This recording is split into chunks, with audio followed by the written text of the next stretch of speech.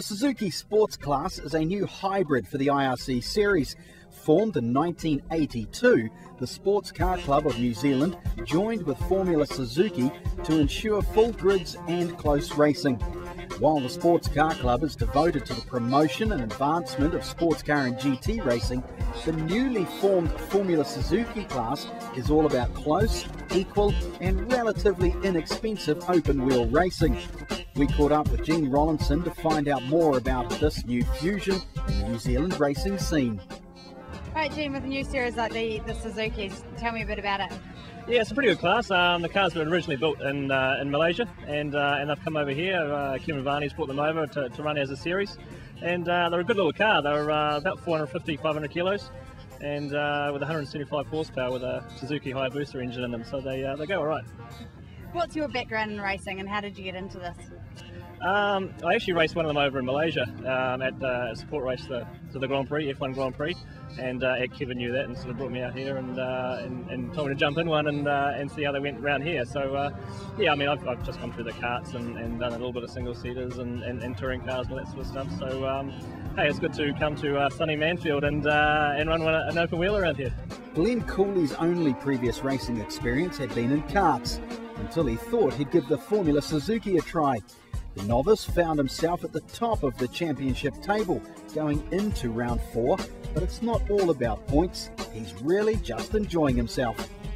Right, Glen, you're quite new to motorsport other than a bit of karting. How are you finding the Suzuki series? Oh, it's absolutely fantastic, yeah. They're a bit of adrenaline rush sort of car to get around the track in, so yeah, a load of fun, yeah. And so tell us about what else you've done before this. Did a bit of kart racing and that in my younger days, used to race in the juniors and that, the KTs, and recently I got back into it and had a bit of a crack at it, but just wanted to go for something a bit quicker and a bit more fun, so hence a bit of a step forward going into this, a bit of a jump for me, a bit of a leap, so, but yeah, no, I think it's well worth it, so I need to spend more time in the car now, so yeah. And you're leading the championship. It must be a bit of a surprise. Oh yeah, we're all surprised, yeah, no, we're doing really well. I think the main thing is get out there and circulate, and like everyone said, spend a lot of time in the car, and which we've been doing obviously, and but hence today though, with the rain, it's been a bit hard, but yeah.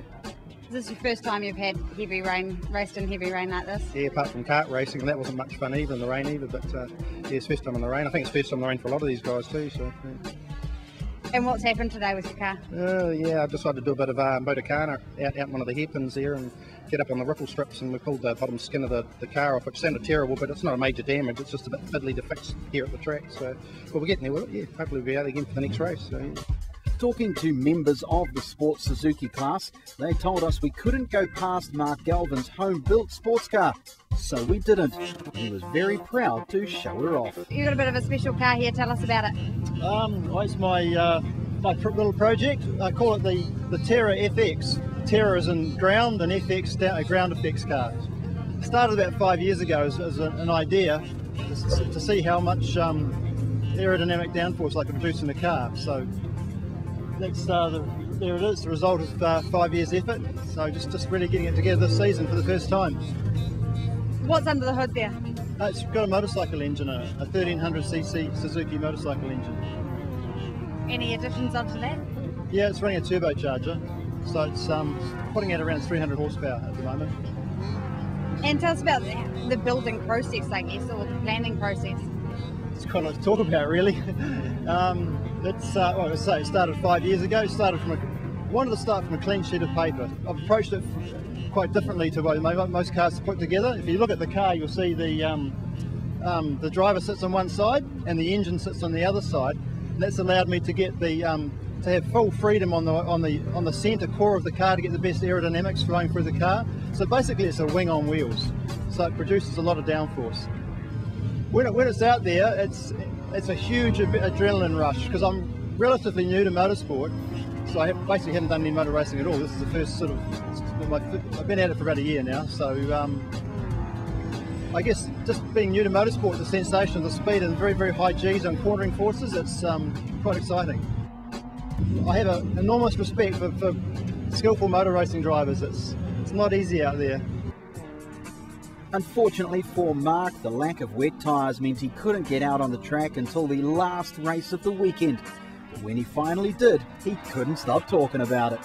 Today was the first day I really had a chance to deal to it and see what the car can do. So I think I got set the fastest lap time out there, which was a real thrill actually, absolutely elated.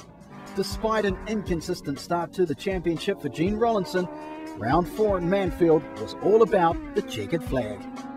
Yeah, no, it was a good race. Started off the front and didn't have the spray to contend with anyone in front of me. So yeah, ran away a bit. But hey, the track's pretty hard to gauge at the moment. There's no standing water, but it's very greasy at the moment. So some places are wetter than others, and a bit hard to gauge. And I think a few of the guys found that out. But yeah, good race.